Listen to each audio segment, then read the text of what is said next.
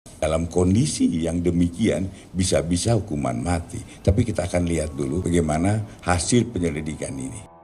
Di mana bahwa bahan bakar dihasilkan oleh Pertamina yang sekarang beredar di masyarakat adalah yang betul-betul sesuai dengan standarisasi spesifikasi yang dipunyai oleh Pertamina. Dan untuk itu tentunya mengharapkan pada masyarakat untuk jangan ragu lagi menggunakan bahan bakar milik Pertamina. Kemudian apabila ada teman-teman mungkin yang ingin menyampaikan beberapa hal, silakan nanti Pak Kapuspen, mungkin Pak Kapuspen untuk di dari mana? Ya, berurut saja. Assalamualaikum, perkenalkan Pak Jihan dari Tempo Pak. Pertama, awal mula penyidikan kasus ini kan terkait adanya kesengajaan untuk menghindari tawar-menawar antara KKKS dengan subholding Pertamina. Nah, subholdingnya udah jadi ditetapkan tersangka. Apakah dalam proses tersebut yang mengakibatkan KKKS ini bisa ekspor dengan keuntungan yang lebih tinggi, lalu Pertaminanya impor yang mengakibatkan negara harus mengeluarkan uang lebih tinggi juga, itu ada keterkaitan dengan Pertamina Pusat. Maksudnya dalam proses itu apakah perlu persetujuan juga dari Pertamina Pusat? Nah, apakah sebelumnya Pertamina Pusat mungkin salah satunya Bu Nika sudah diperiksa? Nah, begini dulu. Jadi rilis sekarang adalah masalah bahan bakar yang masyarakat masih meragukannya. Soal nanti penanganan perkara ditanyakan nanti khusus dengan jam khusus di Gedung Gulat. Ya, saya kan jadi tanyakan adalah kita batasi. Pertanyaan adalah hanya menyangkut produk bahan bakar Pertamina. Silakan.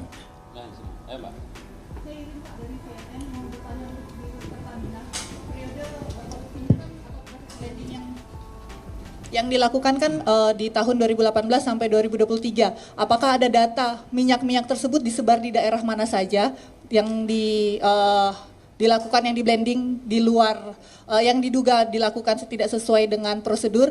Kemudian jumlah total minyaknya yang di blending itu berapa Pak sebenarnya? Kalau untuk Pak Jaksa Agung, apakah ada kemungkinan, ini kan periodenya kena di masa periode COVID Pak, pasal yang dikenakan apakah akan ada pasal khusus penanganan COVID juga terkait korupsinya? Baik, Ibu dari CNN, tentunya proses ini masih berlangsung, proses hukum, jadi kami juga masih menunggu, dan nanti pada saat tentunya persidangan akan lebih jelas untuk hal yang Ibu tanyakan. Terima kasih. Baik, Mbak CNN. Kita akan melihat hasil nanti selesai penyidikan ini, kita akan melihat dulu apakah ada hal-hal yang memberatkan dalam situasi COVID dia melakukan perbuatan itu, dan tentu hukumannya akan lebih berat. Dalam kondisi yang demikian bisa-bisa hukuman mati. Tapi kita akan lihat dulu bagaimana hasil penyelidikan ini, ya.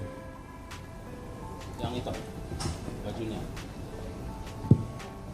Selamat pagi Pak, saya Miss Francisca dari... Salam sehat dan salam jumpa lagi kembali teman-teman. Kali ini kita mereaksi daripada pernyataan Kejagung atau Kejaksaan Agung dalam konferensi pers dengan wartawan. Dia mengatakan bahwa memang pada saat konferensi pers itu dia menyebutkan akan memberikan hukuman mati kepada koruptor-koruptor Pertamina yang viral saat ini.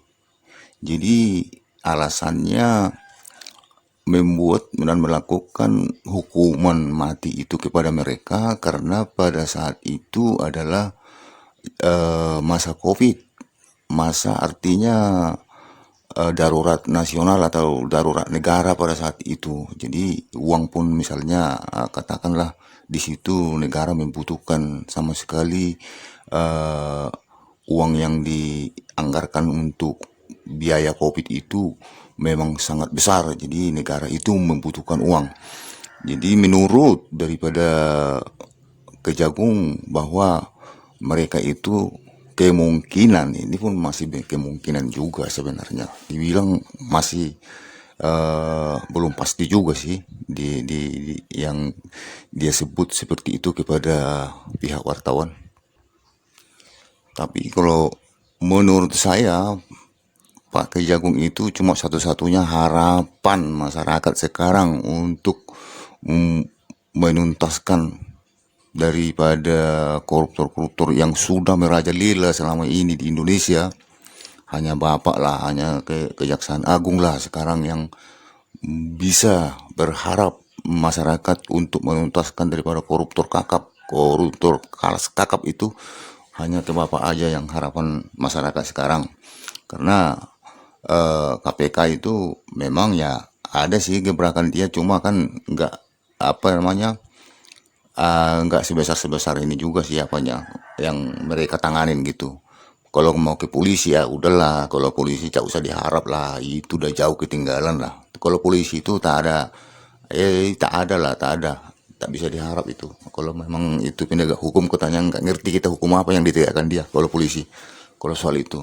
Tapi Bapak Kejaksaan ini, Bapak Kejagung ini, cuma ini saja harapan satu-satunya di negara ini lagi yang bisa Bapak membuktikan bahwa institusi daripada Bapak itu adalah benar-benar bisa menunjukkan untuk menginspirasi daripada keinginan-keinginan masyarakat terhadap koruptor-koruptor yang ada merajalela di Indonesia ini.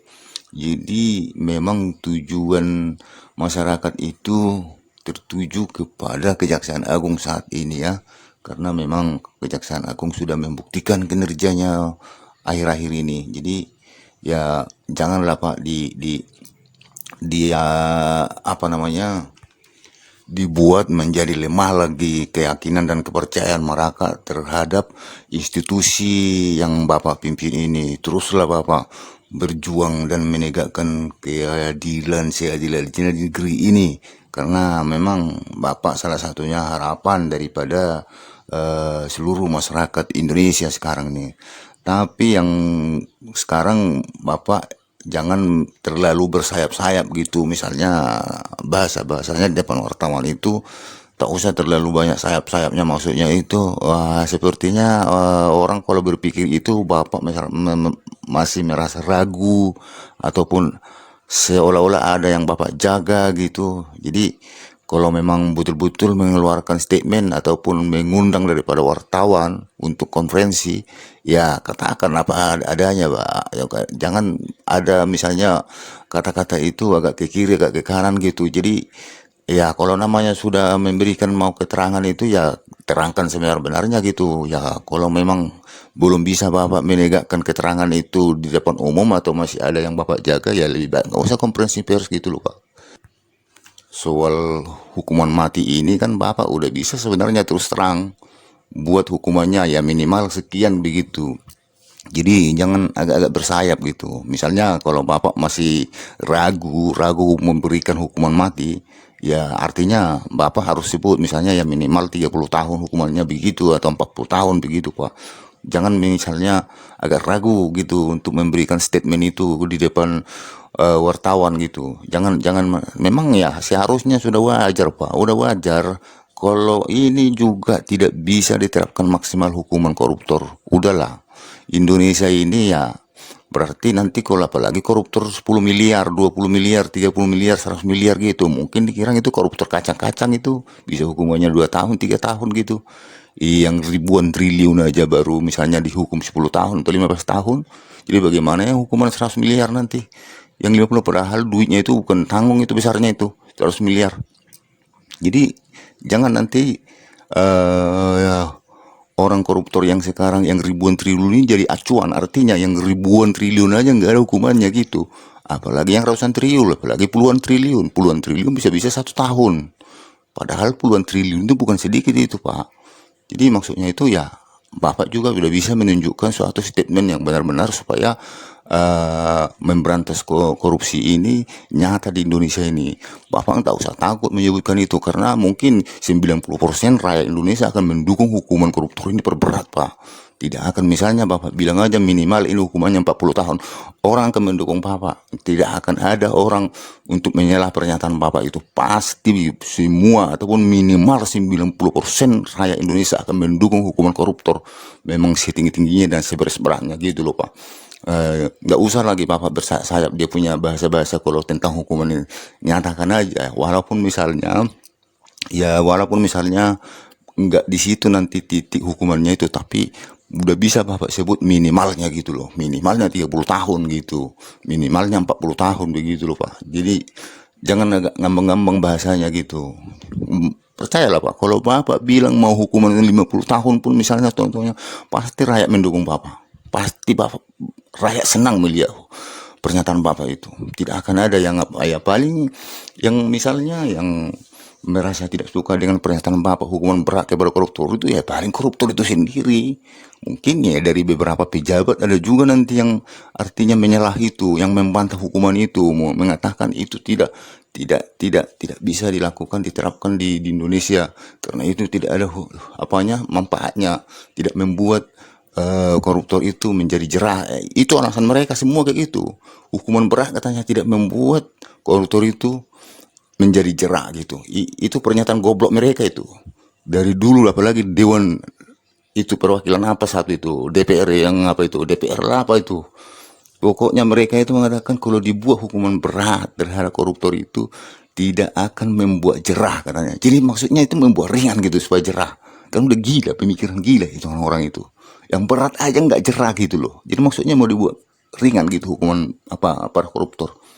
Jadi itu maksud saya. Kalau memang Bapak membuat konferensi pers seperti ini, ya udah nyatakan aja Pak, minimalnya aja Bapak sebut. Ini Pak, kalau Bapak sebut saja 40 tahun, 50 tahun, orang pasti mendukung Bapak. Tidak akan ada yang tidak mendukung Bapak dengan pernyataan Bapak kalau Bapak sebut hukuman seperti itu, Pak. Oke Pak ya, terima kasih kalau Bapak sudah mempunyai perhatian kepada koruptor-koruptor yang merajalela selama ini di Indonesia. Memang ini pantas mereka ini akan ditangkapin dan dimasukkan dan dipenjarakan selama-lamanya. Pokoknya selama-lamanya, dan kalau bisa dia punya harta-harta yang sudah dirampasnya itu akan dirampas kembali oleh negara. Begitu Pak ya. Terima kasih Pak.